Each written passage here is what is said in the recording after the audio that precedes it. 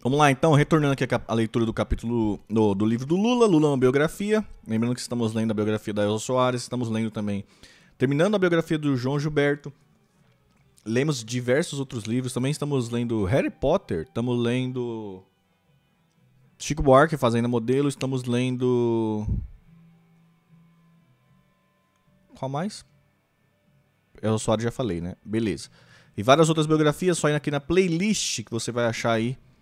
Legal? Quem puder dar um joinha, compartilhar com os amigos. Isso aqui ajuda bastante. Deixe os comentários, gente. Eu adoro os comentários de vocês. E incentiva o trabalho da gente. Aquece o coração. Então deixe os comentários. Grita aí no chat. Eu estou comentando, coisa e tal. Todo dia estamos ao vivo. Então se inscreve no canal para acompanhar a leitura ao vivo. Tá? Eu espero que vocês não estejam ouvindo a motosserra aqui da obra no prédio. Mas é isso aí, gente. Vamos conversando. Tem jeito de ajudar o canal com Pix, Superchat, PicPay, sendo membro e várias outras formas aí. É só ler na descrição. Beleza? Tamo junto então. Vamos lá. Capítulo 3.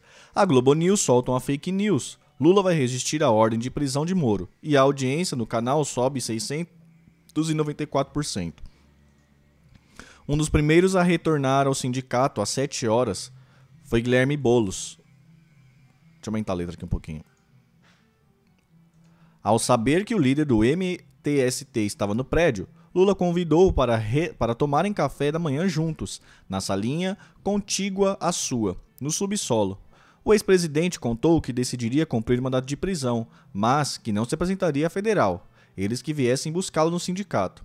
Sou inocente e, se pudesse, resistiria, mas estou convencido de que o melhor caminho agora é este. Mesmo conformado, Boulos insistia na resistência. Respeite seu ponto de vista, presidente, mas continuo achando que a melhor alternativa é expor os adversários à contradição. Getúlio se matou, Jango foi exilado. Como é que o senhor quer entrar para a história? O que eles vão fazer? Vão meter bala nos milhares de pessoas que estão na rua? Vão invadir o sindicato para tirá-lo daqui, a tapa? A imprensa internacional está toda aí na porta. Isso vai expô-los à execração mundial. Vai escancarar a perseguição do Moro ao senhor. Mas se já está decidido, eu respeito.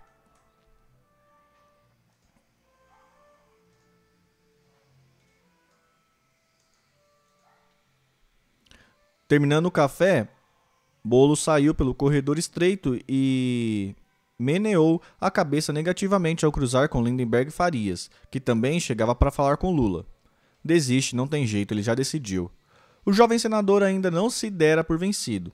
Sentou-se diante de Lula e fez uma derradeira tentativa de convencê-lo a resistir. Presidente, sei que já está tudo meio decidido, mas peço que o senhor ouça os meus argumentos. O senhor é inocente, não cometeu crime, não fez nada de errado, não tem por que se entregar, não tem a obrigação de se entregar. O Brasil e o mundo estão de olho em São Bernardo. A repercussão é muito positiva. Se enchermos as ruas de gente, criaremos um impasse e teremos chance de conseguir o habeas corpus na semana que vem. Lula ouviu Lindenberg em silêncio, cofiando a barba e as pontas do bigode. Respondeu que compreendia e até concordava com o raciocínio do senador, mas estava convencido de que a resistência poderia gerar uma carnificina. Não quero ninguém ferido, não quero que ninguém se machuque, mas eu não vou pegar um carro e me entregar na federal, como o Moro exige. Isso eu não faço, não aceito, se eles quiserem que venham me buscar aqui. Foi nessa hora que chegaram o ex-prefeito de São Paulo, Fernando Haddad, e sua mulher, Ana Estela, e os filhos Frederico e Ana Carolina. Haddad e Lula tinham se conhecido no final da década de 90, 4 anos antes da eleição de 2002. Com pouco mais de 30 anos, advogado com mestrado em economia e doutorado em filosofia, Haddad era frequentemente chamado para reuniões de grupos de intelectuais no Instituto Cidadania, depois rebatizado de Instituto Lula. Mas a aproximação entre os dois só aconteceria em meados de 2004, quando, já presidente, Lula soube que era ele o autor de 2 projetos que ganhariam relevância no governo. Primeiro foram as chamadas PPPs, parcerias público-privadas, concebidas a pedido do ministro do Planejamento, Guido Mantega. Meses mais tarde, o então ministro da Educação, Tarso Genro, encontrou nos arquivos do Ministério um projeto concebido por seu antecessor, Cristóvão Buarque, e que não havia sido implantado. Ao saber que o trabalho também era obra de Haddad, Genro pediu a ele que avançasse no tema, que se converteria numa das marcas do governo Lula, o ProUni, Programa Universidade para Todos, voltado para a concessão de bolsas a estudantes sem recursos e que viria a permitir o acesso a 2 milhões de brasileiros ao ensino superior. Numa reunião com Manteiga e Genro, o presidente comentou brincalhão: "Esse Haddad parece tucano, tem cara de tucano, mas não é tucano não. Esse cara gosta de pobre, gosta de preto, esse menino é nosso." A admiração seria cimentada meses depois, quando Lula nomeou Haddad ministro da Educação, posto em que esse permaneceria até metade do primeiro mandato de Dilma, e acabou fazendo dele o candidato vitorioso à Prefeitura de São Paulo nas eleições de 2012. Apesar de derrotado por João Dória na tentativa de se reeleger prefeito, os 4 anos à frente da maior cidade do país o qualificaram, segundo a direção petista, para voos políticos mais ambiciosos. Se Lula disputasse a presidência em 2018 e se o partido decidisse por uma chapa puro sangue, ele estava entre os cotados para ser candidato a vice. Na hipótese, remota na opinião dos dirigentes do PT, de que a justiça inabilitasse Lula para disputar as eleições. Haddad poderia substituí-lo na cabeça de chapa, abrindo a vice-presidência para negociações com partidos aliados. Era nesse limbo político que vivia o petista com cara de tucano, naquela manhã em que visitou Lula no sindicato. Da família Haddad, apenas a esposa parecia mais tensa. Relaxado, Lula conversou com o ex-prefeito e com o filho, Frederico, e tirou lágrimas de Ana Carolina quando a abraçou e perguntou como ela estava indo na escola politécnica da USP, em cujo curso de engenharia acabaria de ingressar. Olhando firme nos olhos do ex-presidente, sem sorrisos, a odontóloga e ativista de aparência frágil perguntou ao marido: "Devo falar?" Fernando estava em dúvida. "Não sei se é o caso, ele já está com tantas preocupações." A reticência de Haddad não surtiu efeito. Sempre com ar tenso e olhando nos olhos de Lula, Ana Estela desabafou: "Presidente, sei dos problemas que o senhor enfrenta hoje e não quero estressá-lo ainda mais. E nem sei se tenho intimidade suficiente para tratar disso com o senhor, mas tenho que falar. Já falei disso com Fernando desde que acordamos e acho que tenho obrigação de lhe contar, por mais irrelevante que seja o que tenho a lhe dizer." Subitamente sério, Lula penteava o bigode com a ponta dos dedos, ansioso. Ana Estela continuou: "Sonhei a noite inteira o mesmo sonho, que se repetia insistentemente. Algo ou alguém me dizia que se o senhor se entregar à polícia hoje, nunca mais sairá da prisão." Com os olhos fixos nos de Lula, ela prosseguiu: "Sim, é isso mesmo. O senhor pode não acreditar, nem eu mesma sei se acredito, mas a advertência era clara. Se o senhor se entregar hoje, nunca mais sairá da prisão. Então, presidente, eu lhe peço, não se entregue." O sincero apelo à resistência tinha precedentes que Ana Estela não revelou a Lula. Ela já vivera experiências de sonho premonitórios, mas preferiu não falar do assunto ali. Embora impressionado com o relato, Lula explicou a ela, falando baixo para que os circunstantes não ouvissem, que não havia possibilidades reais de resistência e que ele descarta de pronto busca de asilo político em alguma embaixada, como chegaram a propor algumas pessoas, alternativa que considerava uma fuga, uma confissão de culpa que não tenho. Até no subsolo em que se encontravam chegava o som do estribilho da multidão na rua, que continuava gritando: "Não se entrega, não se entrega, não se entrega." Entre os que defendiam a resistência estavam alguém que 2 anos antes já havia proposto ao ex-presidente o asilo político. Era um dos seus melhores amigos e mais próximos conselheiros, o advogado Luiz Eduardo Greenwald. Acho que é isso. No dia seguinte ao depoimento sob coerção, Greenwald fora ao Instituto para entrar direto no assunto, num diálogo curto e sem rodeios. "Lula, primeiro eles fizeram o impeachment da Dilma, agora tomaram seu depoimento de forma coercitiva, ou seja, já puseram a mão em você. Eles vão te interditar, vão te prender. Ou você acha que fizeram tudo isso e vão deixar você ser candidato e ganhar as eleições? E o que você acha que eu devo fazer? Você tem que sair do Brasil, tem que buscar asilo político." Tratando pelo apelido carinhoso com que Marisa e os filhos o chamavam, Lula recusou a sugestão.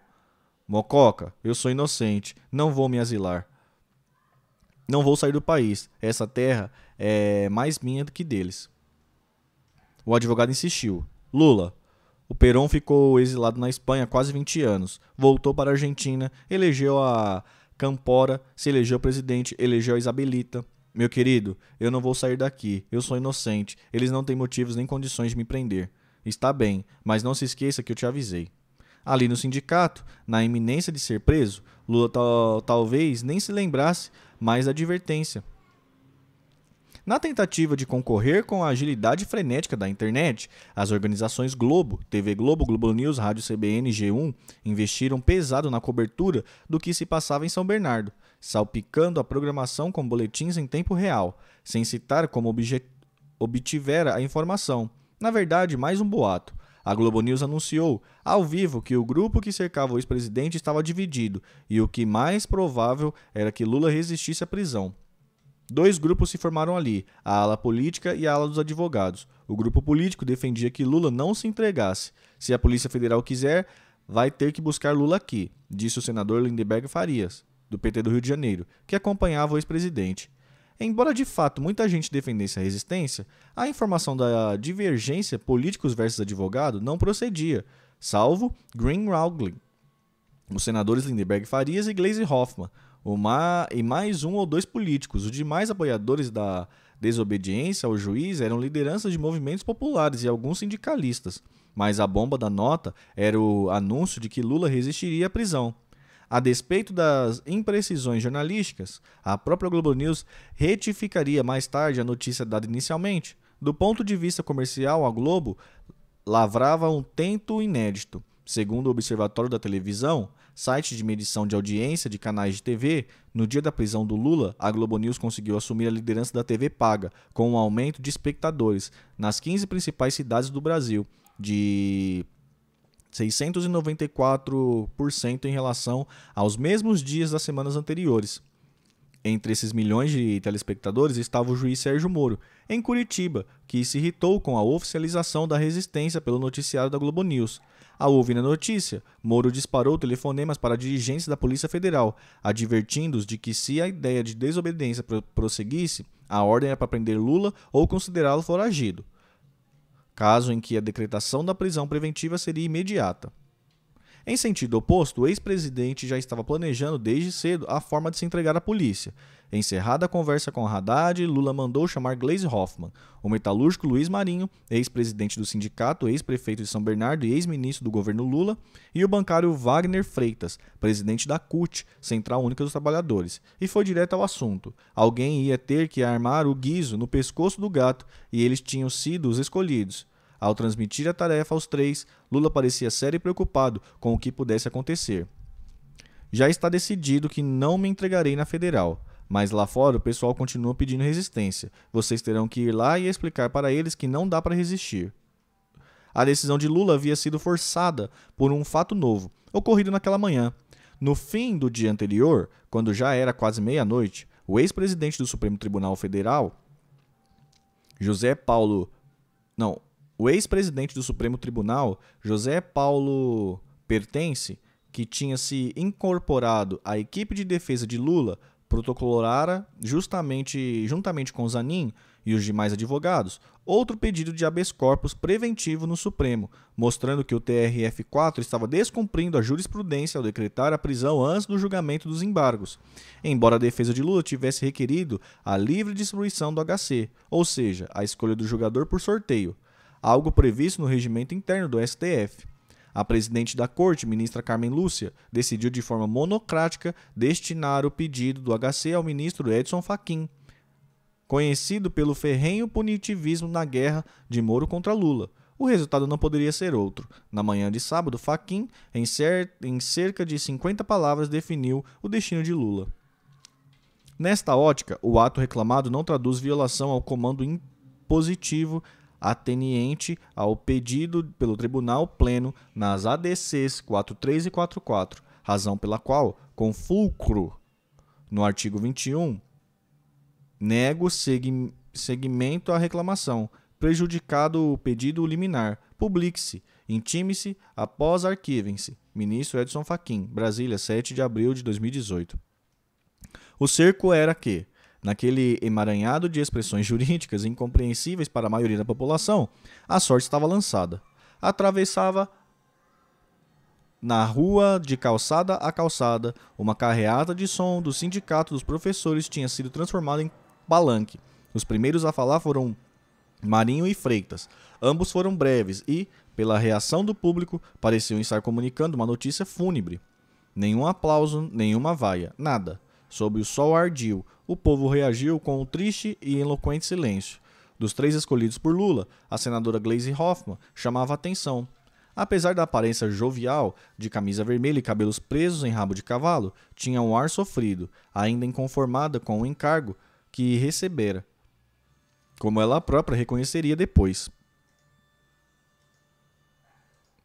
Logo eu, emocionada com aquele povo que não queria que o presidente se apresentasse, que ele devia ficar, que nós deveríamos resistir e que os golpistas quisessem prendê-lo, que passassem por cima de nós.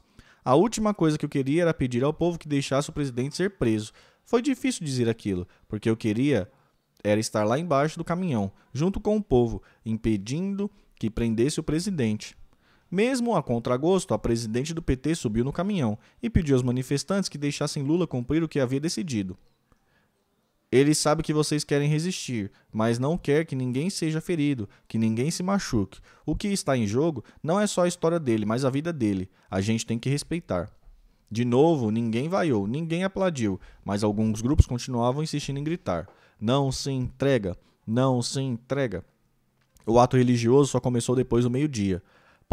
Paramentados de alva e estola, de Angélico e os 5 sacerdotes que o acolitavam tomaram lugar junto ao microfone e iniciaram a cerimônia. Por prudente decisão do bispo, o que seria uma missa virou celebração da palavra. Não se tratava apenas de uma questão semântica. Diferente da missa, a celebração pode ser ministrada por qualquer leigo, sem a presença de um sacerdote.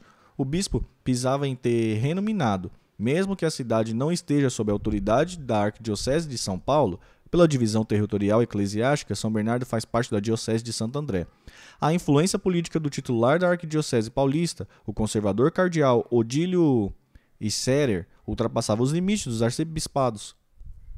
Os cuidados de Dom Angelico, porém, não seriam suficientes para aplacar a ira da cardeal, como se vira logo depois. Fotos, gente.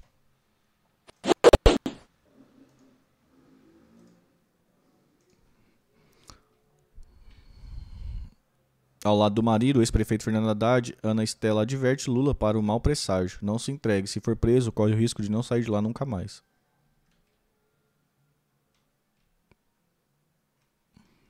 O advogado de Lula, Cristiano Zanin, de pé, enfrenta os ministros do Supremo Tribunal Federal. Até o final de setembro de 2021, Zanin já havia derrubado no STF 20 acusações da Lava Jato contra o ex-presidente. Na porta do sindicato, Dom Angélico Bernardinho, bispo que acompanhou as greves do ABC, celebra ato ecumênico em memória da alma de Marisa Lula, que faria 68 anos naquela data. Um dia depois, Dom Angelino seria admoestado publicamente pelo cardeal Odilo, em virtude da iniciativa.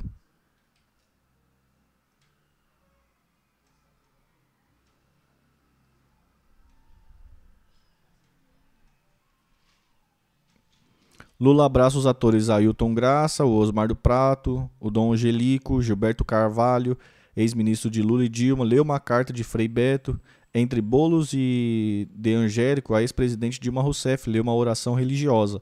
Lula e João Pedro Stedley, líder do MST, o Movimento dos Trabalhadores Rurais Sem Teto. Sem terra.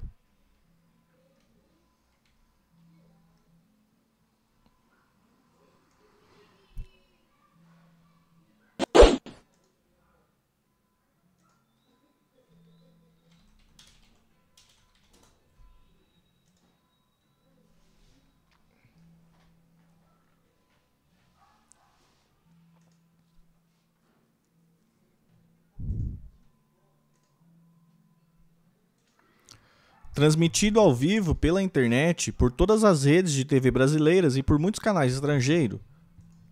O culto exibiu uma constelação de nomes capazes de fazer ranger os dentes de um católico conservador como Dom Odilo, que flertava com a espanhola Opus Dei. Vários tons do vermelho se espremiam ao lado dos religiosos vestidos de branco. Além de Lula, podia-se ver Dilma Rousseff, o governador petista Wellington Silva, do Piauí, os senadores Gleisi Hoffmann, Lindenberg Farias, Jorge Viana e Fátima Bezerra, o líder do MST, João Pedro Stedley, o presidente da CUT, Wagner Freitas, a jovem comunista gaúcha Manuela Dávila, pré-candidata à presidência da República pelo PCdoB, o ativista Guilherme Boulos, o vereador Eduardo Suplicy e os ex-ministros Celso Amorim, Aloysio Mercadante e Eleonora Manicucci, o ex-prefeito Fernando Haddad, os atores Osmar Prado e Ailton Graça, intelectuais, acadêmicos e dezenas de deputados federais do PT, PCdoB e PSOL vindo de vários estados. O primeiro a falar foi um cristão, o ex-ministro Gilberto Carvalho, que leu uma carta do dominicano Frei Beto, amigo de Lula e testemunha de sua prisão pela polícia política da ditadura, quase 40 anos antes. Depois foi a ex-presidente Dilma Rousseff, que leu uma oração de São Francisco. Só então chegou a vez de De Angélico proceder à celebração da palavra. Veterano de 40 anos de jornadas do ABC, o bispo lembrou o caráter histórico do sindicato. Daqui saiu um metalúrgico que chegou a ser presidente do Brasil 2 vezes e deixou o governo com 87% de aprovação. Afirmou com os braços levantados. A batina branca, lembrando um par de asas. Com seu presságio, elegeu e reelegeu a primeira mulher presidente, a Dilma Rousseff, que jamais havia se candidatado a qualquer cargo público. Interrompido várias vezes pelos gritos de resistência, resistência, vindo da plateia, o religioso tentava acalmar a multidão e prepará-la para o inevitável desfecho. Eu gosto muito de ouvir essa palavra, resistência, mas é necessário uma luta pacífica e que haja respeito mútuo. Podemos clamar, resistir, mas o nosso Lula é quem vai dizer depois a sua última palavra e nós vamos acolhê-la. Dom Angélico seguiu lamentando profundamente, como muita gente no exterior que está alarmada com a pressa de mandarem nosso Lula para a prisão. Segundo o bispo, também causava espanto a diferença de tratamento dado ao Lula e às outras pessoas por aí. Sua pregação final tinha um indisfarçável tom de despedida. Aqui está um cidadão que já esteve preso, mas nenhuma prisão prende o coração, a mente e os ideais de um cidadão. Que Jesus o proteja e sua força, meu irmão e companheiro. Os cuidados ao falar e a prudência de Dom Angélico foram insuficientes para amolecer o coração do cardeal Scherer. Menos de 24 horas depois do ato litúrgico, o velho amigo de Lula e dos metalúrgicos do ABC recebia uma reprimenda pública.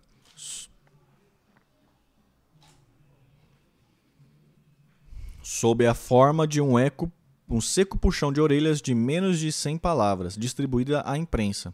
A Arquidiocese de São Paulo. Sobre o ato religioso realizado ontem na frente do Sindicato dos Metalúrgicos do ABC, a assessoria de imprensa da Arquidiocese de São Paulo esclarece que não se tratou de missa, mas de um ato ecumênico. Foi iniciativa pessoal de quem promoveu o ato. Não houve participação da CNBB, nem da Arquidiocese de São Paulo. Quarto, o ato aconteceu fora da jurisdição e responsabilidade do arcebispo e da Arquidiocese de São Paulo. O arcebispo de São Paulo lamenta a instrumentalização política do ato religioso. São Paulo, 8 de abril de 2018. Por fim, a palavra foi passada a Lula. Emídio de Souza aproveitou que estavam todos de olhos fixos no principal orador e saiu discretamente do palanque, sem conseguir localizar Sigmaringa, e Damons, no meio da confusão, decidiu ir sozinho à Polícia Federal para cumprir um dos mais terríveis papéis que tive que fazer na vida: acertar com os delegados a prisão do Lula. Desconfiado desde as vésperas daquele vai-vem de interlocutores entre o sindicato e a sede paulista da Polícia Federal, Luiz Eduardo Greenwald concluiu que fora derrotado na defesa da resistência de Lula. Tem imagem, gente, imagens.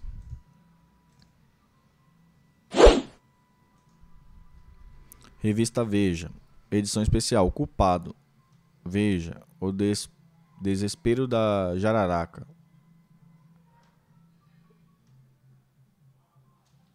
Eita. O que falta para Lula ser preso? uma seleção aleatória de capas da revista Veja na campanha para massacrar Lula.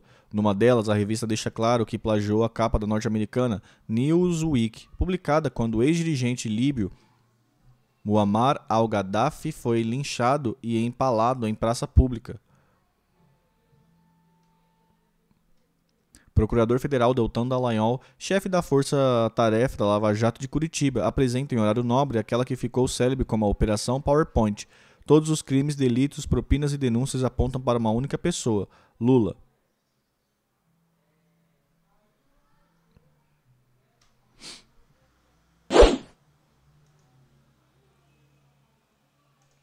Fudeu, resmungou baixinho, ao saber que Emídio estava a caminho da superintendência da PF. Vão prender o Lula.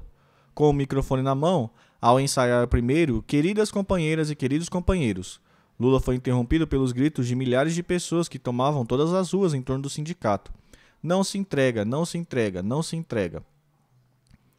Ao ouvir o coro, ele virou para dentro do palanque improvisado e, ao localizar Ana Estela Haddad encostada na escadinha de acesso, aproximou-se, sorridente e cochichou, lembrando do sonho dela e do pedido para que não se entregasse. Foi você que ensaiou essas palavras de ordem com a peãozada da rua, né, querida? Sem uma nominata que listasse as personalidades presentes, Lula consumiu os primeiros 11 dos 50 minutos de sua fala, saudando as pessoas à medida que os via. Só então entrou no discurso para valer.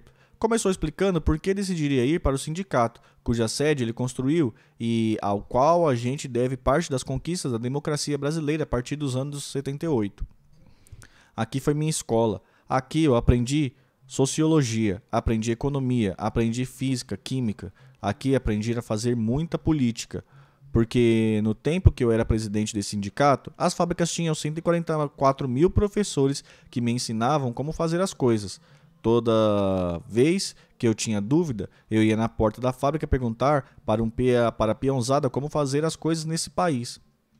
O tempo todo interrompido pelos gritos de não se entrega, aos poucos Lula desenterrou para o público, didática e vagarosamente, como se contasse uma história. A aventura que tinham sido a greve dos anos 70 e 80, a repressão, os cortes de salário, as intervenções do sindicato, a prisão dele próprio e de todos os seus colegas de diretoria, a morte da mãe, Dona Lindu, enquanto estava preso, e o fracasso final do movimento que chegou a paralisar quase 500 mil de trabalhadores no estado. Só então, e sempre interrompido pelo coro de não se entrega, Lula entrou no assunto que desde a quinta-feira mantinha aquela gente plantada na porta do sindicato, o mandato de prisão emitido contra ele pelo juiz Sérgio Moro. Salve, Júnior, beleza? Muito bom, melhor parar? Não entendi. Não entendi, mano. Tá bom ou é pra parar?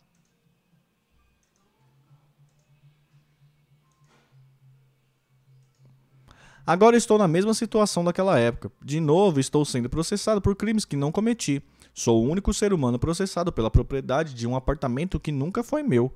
Eles sabem que o Globo mentiu quando disse que era meu.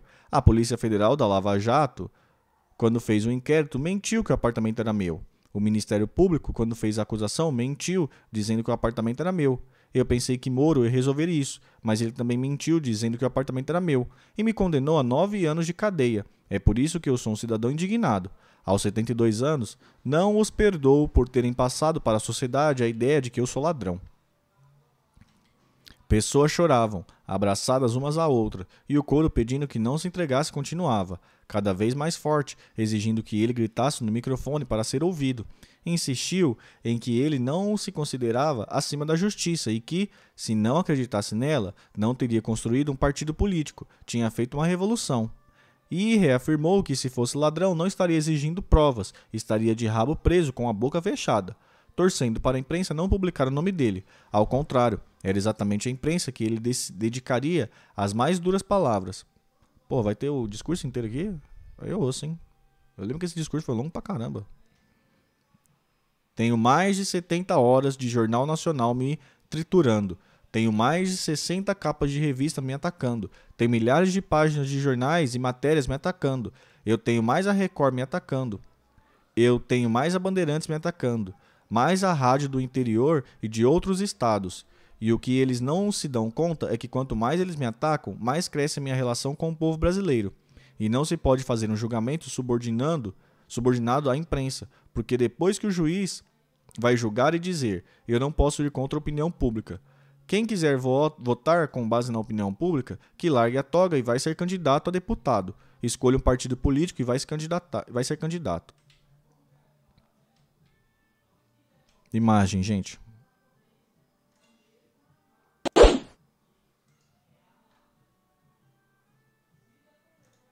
A multidão se junta na porta do Sindicato Metalúrgico do ABC para, em coro, estimular a Lula a resistir à ordem de prisão decretada por Moro. Não se entrega, não se entrega, não se entrega.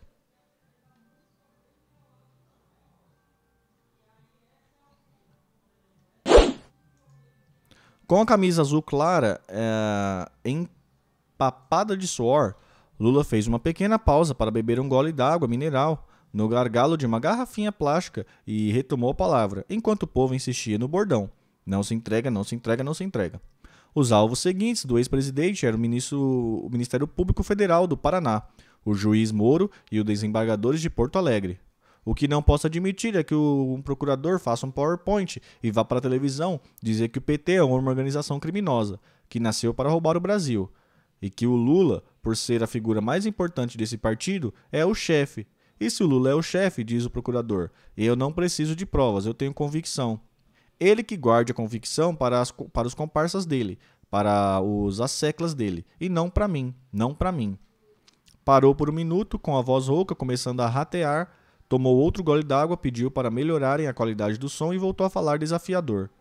Eu não tenho medo deles. Já falei que gostaria de debater com o Moro sobre a denúncia que ele fez contra mim. Eu gostaria que ele me mostrasse alguma prova. Já desafiei o juiz do TRF4, desafiei para um debate na universidade que eles quiserem, com o público que eles quiserem, para eles provarem qual foi o crime que eu cometi. Lula disse que aguentou a pancadaria enquanto a vítima era apenas ele, mas que perdeu a paciência quando passaram a atingir sua família. Não é fácil o que sofre a minha família. Não é fácil o que sofrem os meus filhos. Não é fácil o que sofreu a Marisa. E eu quero dizer que a antecipação da morte da Marisa foi por causa da safadeza e da sacanagem da imprensa e do Ministério Público que fizeram contra ela. Tenho certeza, porque acho que essa gente não tem filho, não tem alma.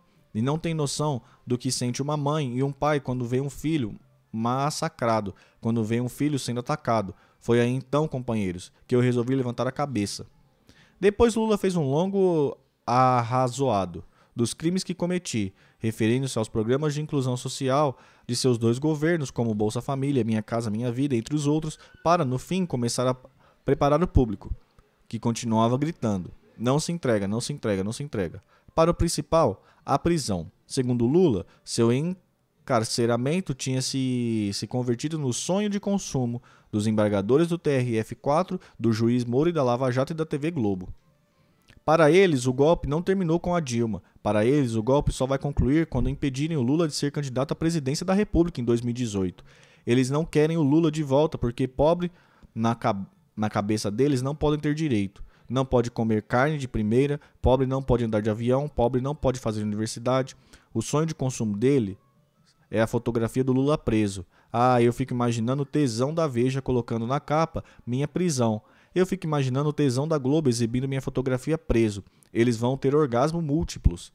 Indiferente à gritaria, bateu pesado nos jornais, revistas e TVs. Você não pode condenar a pessoa pela imprensa para depois julgá-la. Vocês estão lembrados que ao prestar depoimento em Curitiba, eu disse para o Moro: você não tem condições de me absolver porque a Globo está exigindo que você me condene, e você vai me condenar. Eles têm de saber que vamos fazer definitivamente uma regulação dos meios de comunicação para que o povo não seja vítima das mentiras todo santo dia. A elevação do tom do discurso estimulou a plateia a continuar defendendo com veemência cada vez maior que Lula resistisse a não se entregar e não se entregasse à polícia. Mas não era essa notícia que ele tinha para seus apaixonados seguidores, falando ainda mais alto para superar o som que vinha da rua. Tentou ir direto ao assunto, mas foi interrompido. Eles decretaram a minha prisão. e eu vou atender o mandato deles. Não se entrega, não se entrega, não se entrega. Experimentado na arte de lidar com multidões, retomou a palavra mansamente, obrigando o público a silenciar para ouvi-lo. Deixa eu contar uma coisa para vocês. Vou atender o mandato deles. E vou atender porque eu quero fazer a transferência de responsabilidade. Eles acham que tudo o que acontece nesse país acontece por minha causa. Eles decretaram minha prisão, mas eles têm que saber que a morte de um combatente não para uma revolução. Não se entrega, não se entrega, não se entrega. As vozes se misturavam, mas Lula prosseguiu agora num tom que indicava que a hora da despedida estava chegando. Sou um construtor de sonhos. Sonhei que era possível governar esse país envolvendo milhões e milhões de pessoas pobres na economia, nas universidades, criando milhões e milhões de empregos nesse país. Eu sonhei que era possível diminuir a mortalidade infantil, levando leite, feijão e arroz para que as crianças pudessem comer todo dia. Eu sonhei que era possível pegar os estudantes da periferia e colocar nas melhores universidades desse país, para que a gente não tenha juiz e procurador só da elite. Daqui a pouco nós vamos ter os juízes e procuradores nascidos na favela de Heliópolis, nascidos em Itaquera, nascidos na periferia. Vamos ter muita gente do Sem Terra, do MTST, da CUT formada. Esse crime eu cometi. Outro gole na garrafinha d'água e ele se exaltou ainda mais. Não vão vender a Petrobras. Vamos fazer uma nova constituinte. Vamos revogar a lei do petróleo que eles estão fazendo. Não vamos deixar vender o BNDES. Não vamos deixar vender a Caixa Econômica. Não vamos deixar destruir o Banco do Brasil. E vamos fortalecer a agricultura familiar, que é responsável por 70% do alimento que comemos nesse país. É com essa crença, companheiros, de cabeça erguida, como eu estou falando com vocês, que eu quero chegar lá e falar para o delegado. Estou à sua disposição. Já era quase 1 da tarde. A hora final tinha chegado. Imagens.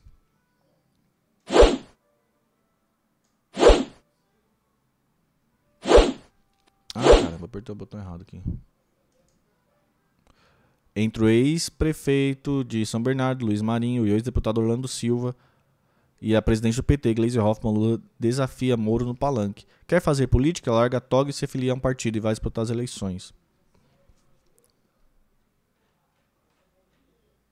A multidão insiste para que Lula não cumpra o mandado de prisão. Isso aqui é dentro do sindicato, né?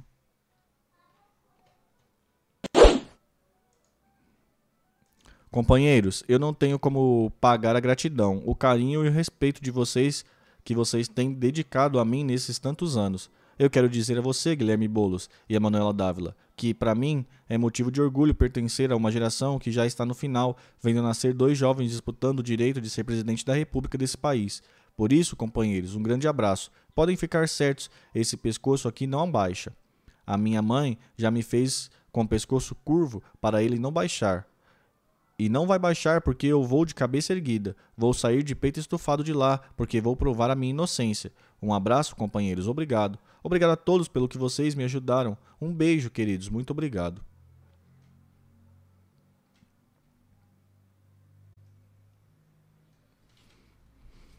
Acabamos mais um capítulo aí, gente, do Lula.